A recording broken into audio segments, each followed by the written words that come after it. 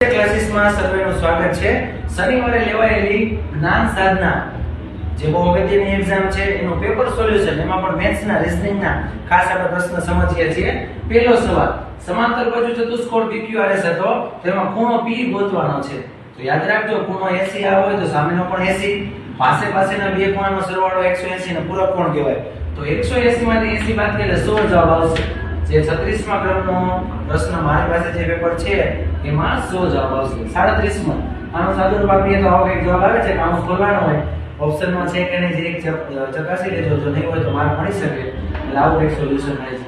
38મો કઈ સંખ્યા પૂર્ણ વર્ગ નથી એટલે કે ચાર ઓપ્શન એ બધા કઈ સંખ્યા એવી છે કે જે પૂર્ણ વર્ગ નથી ચાલો જોઈએ। 441 21 નો વર્ગ 573 24 નો વર્ગ 625 25 નો વર્ગ 389 જે કોઈ પણ સંખ્યાનો વર્ગ નથી। જો 289 હોય તો 17 નો વર્ગ એટલે જવાબ આવશે ઓપ્શન એ કોઈ પણ સંખ્યા